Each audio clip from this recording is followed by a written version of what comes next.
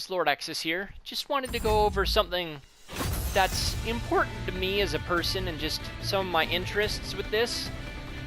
And for that, we're going to be talking some Mega Man. And for those of you who have been around this channel for a while and might even watch this video, I think most of you are here for my SAO stuff. I am a massive, massive Mega Man fan. And when I found out that X was finally going to be in a versus game outside of just Zero, I lost my freaking mind. And because to me, sort of like a lot of Metroid fans, though Metroid has now finally come back, Mega Man has hit some hard times. He's just not been around. And it finally feels like Capcom, especially with the announcement just the other day of Mega Man 11, and it not being an 8-bit game, it being an HD game, taking it to the next level, and them announcing that all of the Mega Man X games will be available on all the modern systems, just shows me that Capcom is trying to show that they care again. It feels like they put some space between Inafune leaving back in like 2012 and now, and they feel like they're ready to tackle Mega Man. So I would highly recommend looking up the interviews and stuff for the Mega Man 11 announcement. But that aside, let's get into it. One of the big things that I feel kind of proves this is, other than X's inclusion, some of his armors are pretty big homages. Like, you've got the command mission if you pre-ordered, which I believe is now available to the public, which is just a lesser known version of X. And then the big one is this. This is a redesign of Mega Man X that was done as an April Fool's prank in 2014. On their site, Capcom had shown off this redesigned artwork, and it was the coolest thing ever. And then, as you would with an April Fool's prank, the next day, all traces of it were gone. Like, the only reason we still have it is because, people save cool images on the stinking internet. But, obviously, when it came to light that it was an April Fool's prank, the internet and the Mega Man fanbase kind of lost their collective minds. They were mad. Like, legitimately. To the point where eventually Capcom teamed up with True Force Figures and released this as an official figurine. And because I'm a massive Mega Man fan, I am that picky. One, I do own this figure, but two, I'm gonna point out the one mistake with this thing is that his eyes should still be a darker green and not the blue color. But that aside, this was huge for me. Like, I was in the break room at my job and I started like freaking out. People are looking at me like, what an idiot. And it gets better too. Like, within this costume are a couple of colors, and there is one of them. One of these here is really cool, and it's this guy, which gives the new redesign an armor color scheme aesthetic.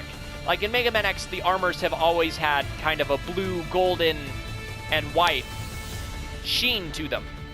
And this one in particular, I believe, is going off, I want to say the Falcon armor, but no, because even though it doesn't have the wings, the Falcon armor had a bit more yellow, because it's not the light armor. And then this one is based on something. I'm trying to remember what it is. I have seen the official image. It's pretty hard to find. I know you can pretty easily find a demotivational poster with the artwork, but that one is there too. And then they even took it a step further and gave Zero the same treatment. And while these do look a little cheesy, they look kind of over-designed, I still love it. And even within Zero, they have a couple references. In particular, you still have Black Zero like you do with his regular costume, but then you have Nightmare Zero from X6. And this one caught my attention. That is pretty cool.